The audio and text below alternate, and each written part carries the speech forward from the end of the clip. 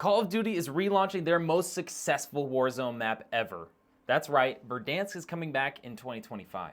And with the launch of Verdansk, here's some things you can do on your PC to make sure you get the most performance out of your system. Number 1, BIOS update and setup. If you're running an out-of-date BIOS, you could be missing out on performance, experience more instability, and be missing key security features. So it's always good to make sure you're running a new BIOS. Think every 6 months to a year, go online and check and see if there's a new BIOS available for your motherboard. Number 2, motherboard driver updates. Now, in my opinion, the most important driver here is the motherboard chipset driver. This driver acts as a bridge between your PC's operating system, aka Windows, and the motherboard's chipset. Keeping this driver up to date helps your operating system interact with and recognize your computer's components effectively. Number 3, Windows updates. Thankfully, this is a super easy one to do, but it might not be obvious why you should update Windows. Through Windows updates, Microsoft releases bug fixes, performance enhancements, and key security features. So make sure your operating system is up to date. There's one big caveat to this. I and many others have had a bunch of issues with Windows 24H2. So if you're running on a previous version all the way up to Windows 23H2, do not run the cumulative update to 24H2. Just make sure all of the minor updates are completed because Windows 24H2 honestly is just a dumpster fire. Number 4, Windows 11 debloater. This tool is designed to remove pre-installed unwanted apps, aka bloatware, disable telemetry, and optimize settings for a cleaner, faster, and more privacy-focused experience in Windows. Number 5, CCleaner. Now you might not have heard of this before, but CCleaner is a utility program that helps clean and optimize your computer by removing temporary files, clearing browser history, and managing registry entries. Ultimately, this results in improving performance and freeing up disk space. This can especially help you if you've had your computer for a really long time. A lot of logged temporary files, caches, and stuff can really build up and actually use up a ton of space. And since Call of Duty requires 50 to 100 gigabytes of space in order to run their updates, this could help prevent you having to uninstall a different game just to complete a Call of Duty update. Now, a lot of that space needed for the update is typically reclaimed and opened back up after the update is completed, but you do need that much space available in order to actually complete the update. Number 6, GPU driver update. Keeping your GPU driver up to date is crucial for optimal performance, bug fixes, and ensuring compatibility with new games and software. This will help with smoother gameplay and an overall better gaming experience. Call of Duty seems especially susceptible to hitching, stuttering, lag, and other issues if you're not running a new GPU driver. So if you do nothing else out of this list, make sure your GPU driver is up to date. And lastly, at number 7, disabling unnecessary startup apps. With over 250 PC builds under my belt, I've seen numerous people with completely unnecessary apps running on startup.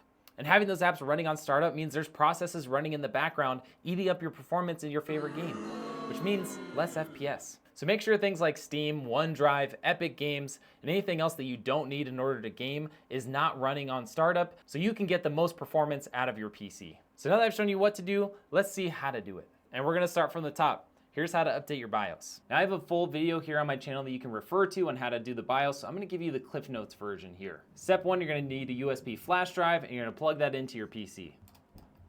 Next, you're gonna go to your motherboard's website and download the newest BIOS file. Make sure you're actually going to your manufacturer's website and not something else. Click on the support tab, navigate to the BIOS, and download the newest BIOS file. Once you have that file, just extract it and move it over to your USB drive.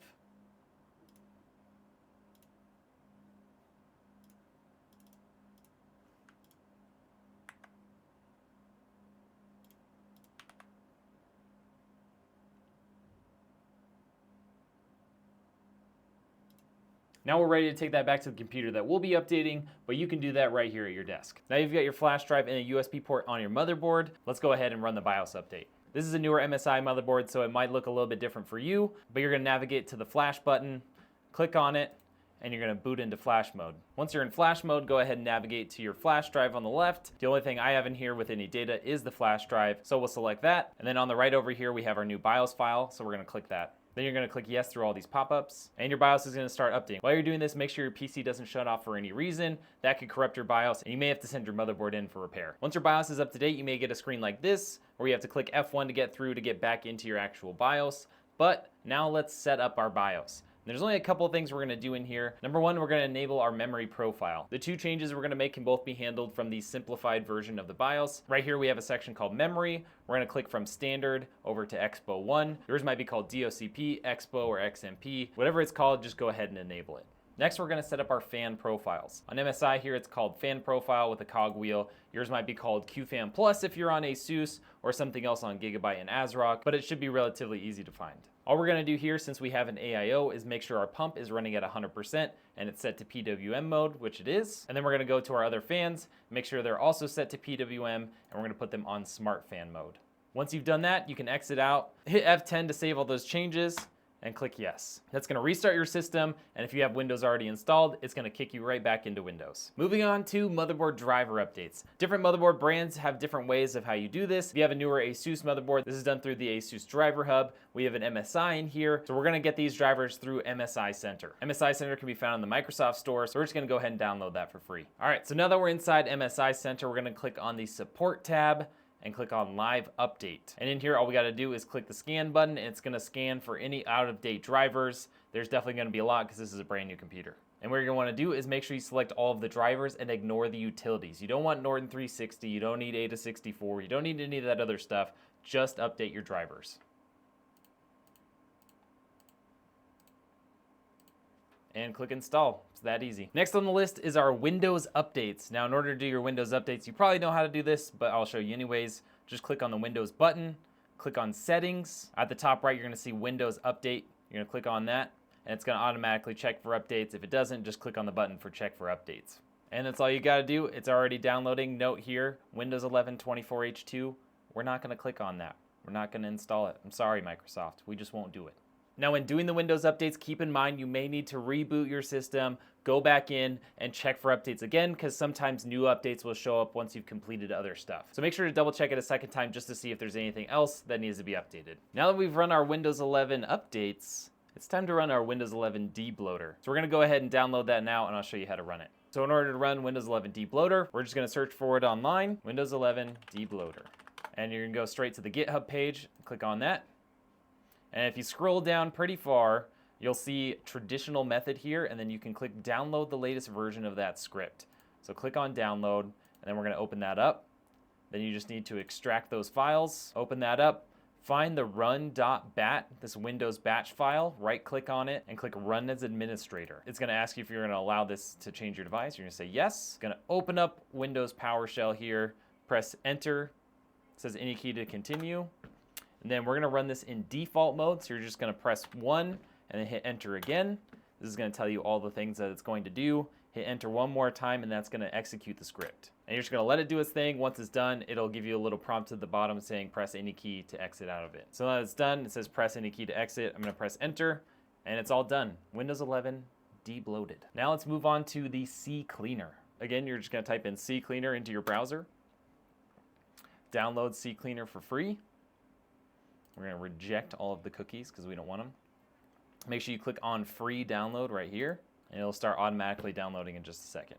Now, since this is a brand new computer, there's probably not gonna be anything to actually clean out, but I'll still show you the process. Once that's downloaded, just double click on the .exe file and click install. I'm gonna click no on view the release notes because I don't care. And then we're gonna run CCleaner. And you're just gonna decline all this stuff because they're basically just trying to help pay for CCleaner being free, but you don't need any of that. You can just exit out of all of it, say no thank you. Now, all you gotta do is go to custom clean, click analyze. You don't need to select anything else crazy. There are more things you could add in here to remove, but you can just click on the analyze with all the default settings. It's gonna ask you to close your browser and stuff. You can say yes. Okay. The analysis is complete. This only has 208 megabytes to be removed, which is basically nothing. If you've had your system for a while, it's gonna be in the range of gigabytes, and then you just click run cleaner. It's gonna ask you, are you sure? Because it's gonna delete all these files from your PC. Click continue, and then it's gonna delete everything. Shows you everything it deleted, and now it's all done. You can close that out. Next, we're going to update the GPU driver. There are two different ways you can do this. You can do this the optimal way, or you can do it the easy way. I'm gonna show you the optimal way, and I'll show you where you would start if you wanna do it the easy way. First thing we're gonna do is download DDU uninstaller. If you have an AMD GPU, you can download AMD's cleanup utility, but that's not available for NVIDIA, so we're gonna download DDU uninstaller. And make sure you go to the Wagner Soft website. You don't want to get it from anywhere else. Find the newest file, Click read more. Then at the bottom, you're gonna see click here for download and support. And then you can just download the portable self-extracting version. And there you go, you have DDU on your computer. So just run that .exe file, click extract, and now you have it on your computer. The next thing you need to do before you actually run DDU is you're gonna need to restart your computer into safe mode. So the easiest way to do that is click Windows R. It's gonna open up the run window, and you're gonna type in msconfig and hit OK. In here, you're gonna navigate to the boot tab, click on Safe Boot, hit apply, and then hit OK. It's gonna ask you if you wanna restart now. We don't wanna restart now because we still need to get our GPU driver. So hit exit without restart. Now we're gonna navigate and find our GPU driver. If you have an NVIDIA, you can just type in NVIDIA drivers download. You can click on the GeForce drivers. This should be the first thing that pops up. And typically on these settings, the only thing you really need to look for is make sure you have the right product. So we have a 5090 in here, so we're gonna click RTX 50 series. We're gonna click 5090, Windows 11, English, start search. And we have the results down here. This is the newest driver from March 18th, 572.83. We're gonna click get download, and then download now. And that's gonna download our driver. And now that our driver is downloaded, you can see it here in our downloads folder, we can reboot our PC into safe mode. So we're just gonna click on restart, and that's gonna boot back up into safe mode. Once your PC reboots, just like normal, you're gonna log back in. It's gonna look a little bit different. It's gonna say you're not connected to the internet because safe mode does not let you do that if you have it set up properly. Now you just need to navigate to your downloads files, open up that DDU folder, and click on the display driver uninstaller.exe. Once this is open, it's gonna pop up the options. If it doesn't pop up, you can find them right here at the options tab. And you're gonna scroll down to the bottom and make sure that you prevent downloads of drivers from Windows. You don't want Windows to download any drivers for your GPU before you're able to get the NVIDIA driver installed. So click OK on that. Then on select device, you want GPU. We have an AMD integrated graphics in here, and then we have our NVIDIA GPU. So we're gonna make sure we select NVIDIA, and then you're gonna hit clean and restart. This is gonna clean out anything related to your GPU drivers, cache files, anything that could be in there, it's gonna be gone after this is done. Okay, now that our computer has rebooted again, we're gonna go back into our downloads folder, double click on this file from NVIDIA. If you're doing it the easy way, you would just go directly to your downloads folder and double click on your driver from NVIDIA and begin the install process. We just hit OK on that. It's gonna extract the files to your computer, and then we'll be able to start the install. Now on this selection here, you can do it either way. There's been some issues with the NVIDIA app, so I typically will just install the NVIDIA graphics driver, hit agree and continue. You can click on Express. If you did it the easy way, I would suggest hitting custom and making sure you click on perform a clean installation. It doesn't really matter for the way we've done it, but we'll do it anyways.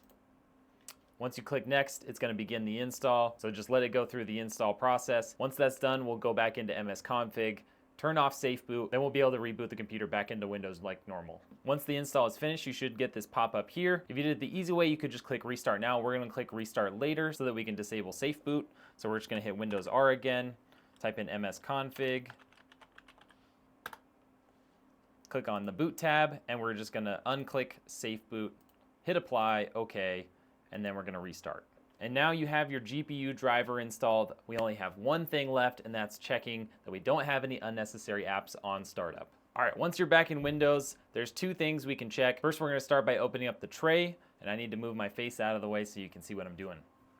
So you're just gonna click on this little caret that says show hidden icons, and you're gonna check for things that are running. So this is a new system, there's not really a whole lot running. The one thing I do wanna make sure we get off of here is CCleaner. We don't want that running on startup. If you have things like Steam or Epic Games, there's gonna be a separate process from what we're about to do. So first step in getting rid of startup apps, you can just open up the search bar and type in startup apps. You'll get that program right here, and we're just gonna turn CCleaner off.